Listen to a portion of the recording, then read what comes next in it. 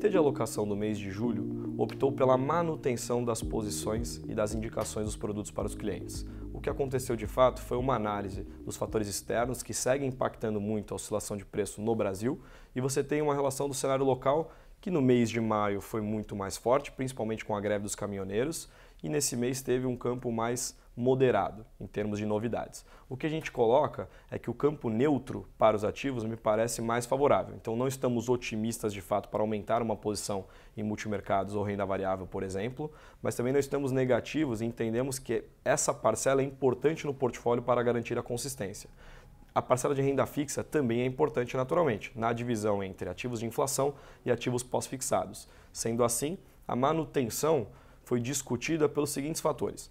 No externo, você teve uma relação muito forte das tensões geopolíticas novamente, entre Estados Unidos e China, que impacta tanto a Europa, e o Canadá, que entrou na discussão da questão da tarifação dos metais. Quando você teve esse tipo de impacto, você tem uma fuga do mercado emergente, então você tem uma saída de capital. E isso vem acontecendo nos últimos meses, desde o mercado mais favorável para a alta de juros nos Estados Unidos. Os Estados Unidos, por ser uma economia fechada, até quando tem uma discussão como essa em tensões geopolíticas, tende a se favorecer. E a gente acha que essa pressão no câmbio é muito fruto disso. No mercado brasileiro, o que a gente tem visto é uma pressão no dólar muito forte, principalmente nos últimos 2 meses. O Banco Central, quando analisa essas pressões do câmbio, olha muito qual a relação com a inflação. A inflação no Brasil segue baixa, mas as pressões inflacionárias colocam o Banco Central numa observação maior do qual seria uma consequência desse câmbio mais alto.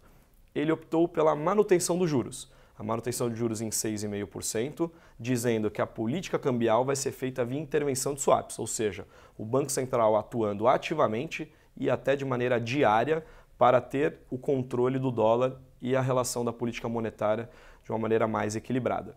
Quando a gente olha para esse cenário e a gente observa o que já aconteceu no mercado externo, que foram as decisões de política monetária, não imaginamos grandes novidades no mês atual.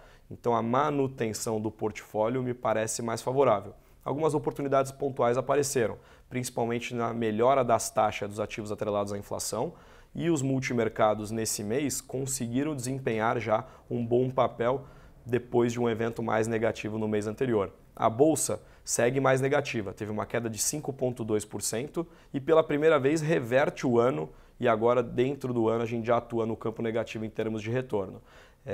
Obviamente sempre para o longo prazo uma indicação como essa de ativos mais voláteis, mas é importante olhar o cenário atual e ver qual é o contexto. E na nossa visão existe potencial para todos os ativos e não há necessidade de grandes mudanças na carteira por agora.